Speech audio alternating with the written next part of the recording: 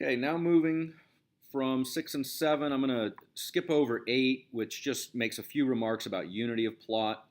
But 9, I think, helps us with a little more clarity about how the elements of the plot are supposed to relate to each other, right? That things should be probable or necessary. Nothing should seem like it's improbable. Um, that, I think, is a really interesting point that Aristotle makes. Now, he also tries to distinguish history from poetry. This is a really interesting point, too, here. I mean, he's basically giving a philosophy of art and a philosophy of history. So he brings up Herodotus, the historian, and he says that what Herodotus is doing is relating what has happened, whereas poetry is about what may happen. And now Aristotle wants to say poetry is actually better than history because it's more philosophical and higher than history, because it expresses the universal, whereas history is about the particular. Now, I think we can see clearly how history is about the particular, right? Because it's about particular events. These things really happened to these men. But what Aristotle wants to say about poetry is that it's universal in the sense that while it depicts a particular person on the stage, it sort of could be anyone, right? It could be any human being, okay? And so that gives it a universality, and that makes it sort of more philosophical, more ambitious, and it also speaks to us more, all right?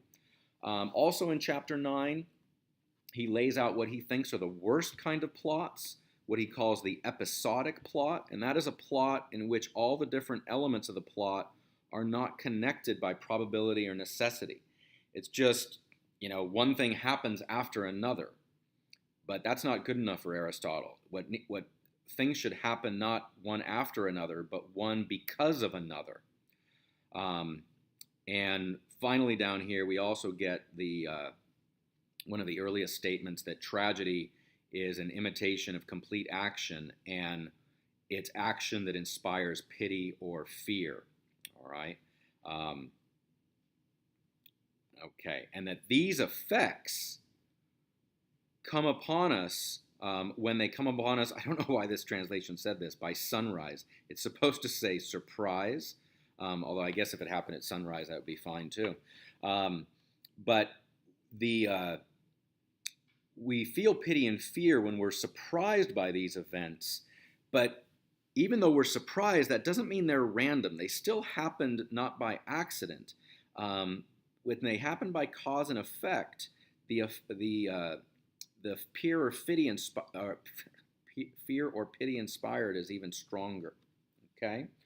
All right, that's 9. I'm going to jump over 10 because there's not a lot there for us. 11 is just a discussion of recognition scenes and peripateias and the different types that may happen. A lot of that should seem very familiar to us because we've been talking a lot about recognition and peripateia. Okay, so notice now that Aristotle considers for tragedy there being 3 essential parts of a plot. First of all, there's the peripateia and there's a recognition. Those are just supposed to be parts of the plot, and they should be surprises. In the sense that, not in the sense that we necessarily in the audience are surprised, but we see the characters being surprised, okay? And then the other part of a tragedy is that there's got to be a scene of suffering. There's got to be a moment when we're allowed to see somebody suffer and feel that pity and fear, okay? So basically Aristotle's arguing that any poet of tragedy needs to have a plot that connects a series of scenes by necessity or probability, and that those scenes involve a peripateia, an anagnoresis, and a scene of suffering, a scene of pathos.